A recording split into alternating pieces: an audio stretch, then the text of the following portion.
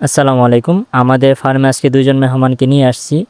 এই ২ টা মেল নিয়ে আসার কারণ হলো আসলে আমার ফার্মের সবগুলাই ফিমেল। শুধু খালি একটা মেল আছে, তাও ওইটা এখনো ডাকার সময় আসে নাই। আর ফিমেলের মধ্যে একটা বর্তমানে কুচা আছে, যেটা নাকি আপনারা গত ভিডিওতে দেখছিলেন। আর যেগুলো আছে ওগুলো হয়তো কিছুদিন পর ডিম দিবে। তো আসলে এর জন্য মূলত এই ২ টা মেলকে নিয়ে আসা। আমাদের এখানে প্রতি সপ্তাহে ১ দিন একটা হাট বসে। তো আসলে হাটে যাওয়ার উদ্দেশ্য ছিল আমার মুরগির কিছু ওষুধ এবং খাবার আনার জন্য। তো হাটে গিয়ে একটু ঘোরাঘুরি করার পর দেখলাম যে একজন বিক্রেতার কাছে যতগুলো মুরগি ছিল উনি সবগুলোই সেল দিয়ে দিছে। এই শুধু ২ টা মেলই ছিল।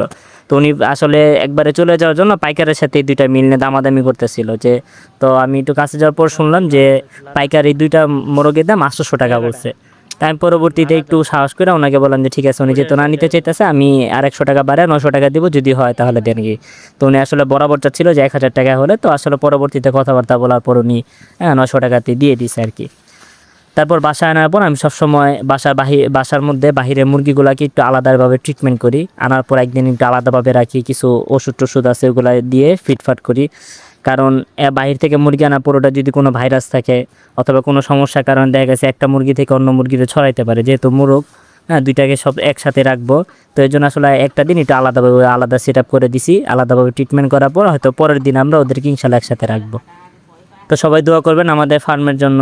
আল্লাহ যেন আমাদের ফার্মে বারাকা দান করে এবং সবাই মাশাআল্লাহ বলে আমাদের পেজটি ফলো করে পাশে থাকবেন। ধন্যবাদ। আল্লাহ হাফেজ।